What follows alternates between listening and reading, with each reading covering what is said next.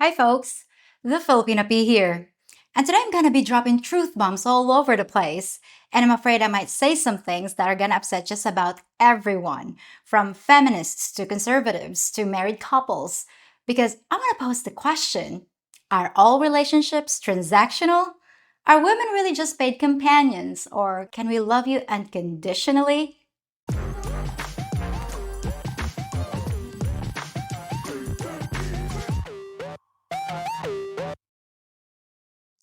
And I've heard a lot of people claim that the only relationship you'll find in Southeast Asia is the GFE, otherwise known as the girlfriend experience, which is an arrangement that blurs the line between a purely financial transaction and a romantic relationship, where both parties understand that in return for monetary support or gifts, the woman will allow a certain amount of intimacy along with the sexual favors.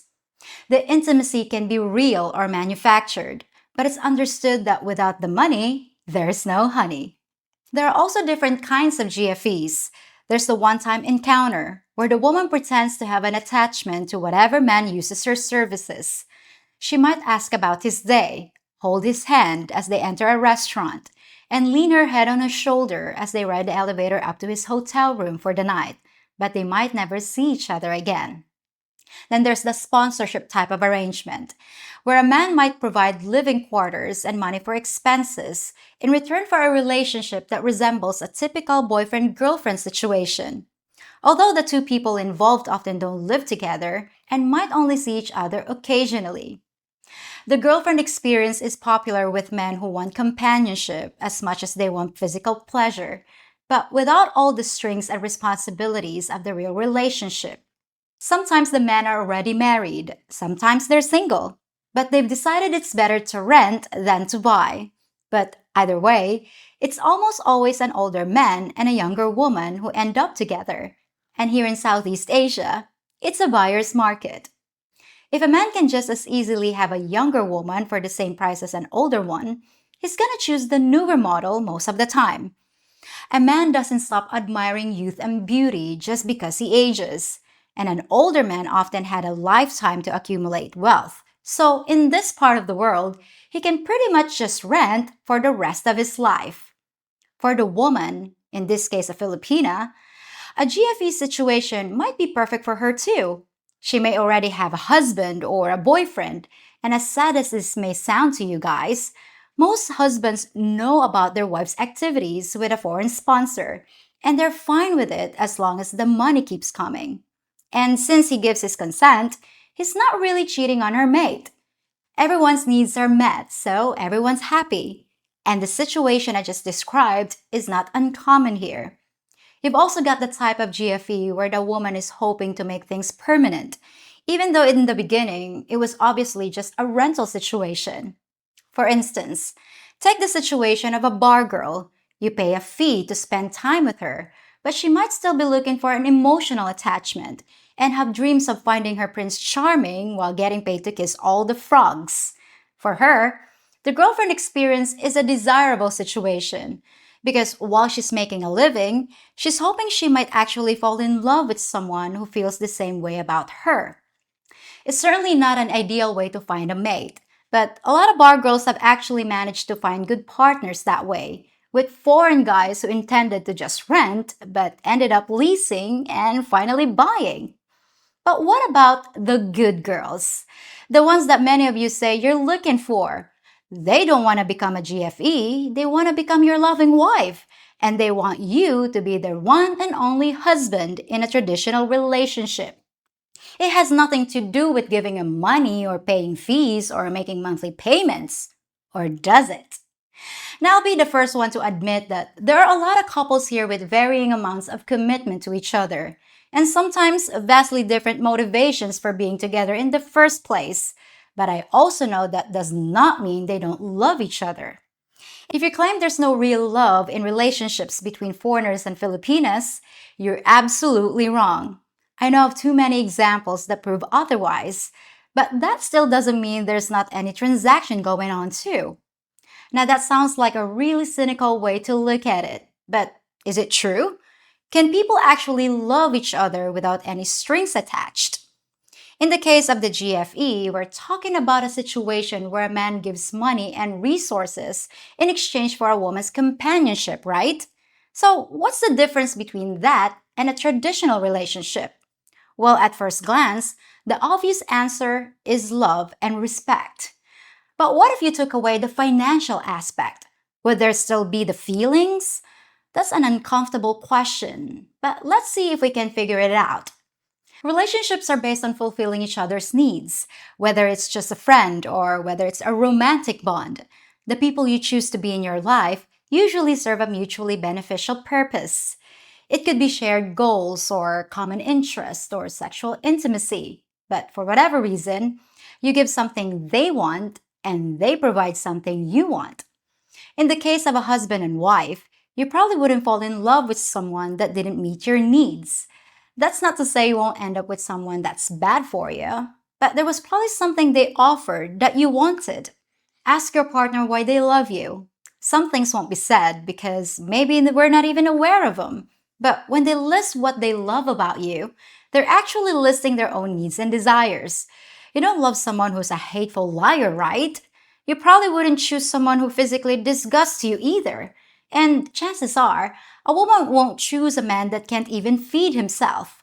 You're attracted to and fall in love with someone who offers what you need in a mate, and they're doing the same with you. Let's start with the basics: food, shelter, and safety. Traditionally, it's the man who brings money and security to the table. And I'm not just talking about economic security. Who's the one standing in front with a baseball bat when there's a noise at night? So, is it any wonder that women prefer a man who's physically bigger and stronger? And for the woman, she's typically the caregiver who tends to her husband and offspring. Who does a child usually run to when they've got a scraped knee? They also provide the sex that most men crave. Not that women don't enjoy it too, but it seems to be a more vital part of a man's needs throughout his entire life. And I probably just ticked off all the feminists because it sounds like I'm saying that a woman's place is to be a subservient caregiver and baby factory who needs a man for protection. But I'm simply saying that this is the way it's traditionally been since human beings huddled in caves. I'm not saying it's right or wrong, I'm just telling it like it is. And anyone who denies the reality of social evolution is trying to rewrite history and being intellectually dishonest. So, for both parties, it's an exchange of goods and services. We don't like to think of it that way, but what do we call an exchange of goods and services? A transaction. And what do we call any transaction where sex is involved? You know what we call it. But surely I'm not suggesting that marriage is a watered down form of prostitution, am I? Well, let's look at a few different scenarios. When cash changes hands for a quick physical encounter in the backseat of your car, that's a no brainer. But what about when a man offers to help a woman with a bill and she suddenly seems to warm up to him and start spending time with him?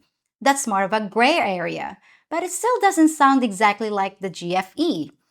What if a guy starts sending monthly payments to a woman to provide for her housing and other expenses? And although she wouldn't normally be interested in the man, she spends a lot of time talking and texting with him, and they start having occasional physical relations. What's the difference between that and a girlfriend experience? The only difference I can think of is the feelings involved. But if it's happening online or long distance, how could you possibly know if it's genuine? Even if she's standing right next to you, your only response would be, I just know it's real because I feel it, and I'm willing to trust her. And ultimately, that's the judgment call that everyone has to make. It's back to the transaction thing again. As long as both of you are getting what you need, things will probably be just fine. And now I might have upset some of you guys who think I'm accusing you of being fools or accusing your girlfriends of being fake. But I've already said that a lot of these relationships are completely legit and they do stand the test of time. But it does make you wonder just what it is she needs from you and what would happen if some of those needs weren't met. And now I'm gonna take it one step further. For you married guys, how about when your wife cuts off sex until you do what she wants? Maybe she doesn't think you help enough when it comes to supporting her family. Or maybe she doesn't like the way you laugh with your friends more than you do with her. Whatever the reason, it's often the sex that gets used as a bargaining tool. Isn't that a pretty direct way of exchanging sex for services? But it's okay because she has a piece of paper that says you're married, and that makes it acceptable, right? Nothing transactional here. There's those darn blurred lines again. And now we've upset some married guys who collectively gasp as they realize I might have been talking about their wives. Did you just call my wife a GFE? No, I did not, depending on how you define that term. But they do sometimes play by the same rules. Once again, it all comes down to fulfilling each other's needs, and as long as those needs don't change over time, it might be smooth sailing. But as for unconditional love, I'm not sure that even exists. After all, would you stick around if she stops providing her services and the things you desire? And would your partner still provide her services if you stop supplying the goods? Do relationships boil down to nothing more than a transaction?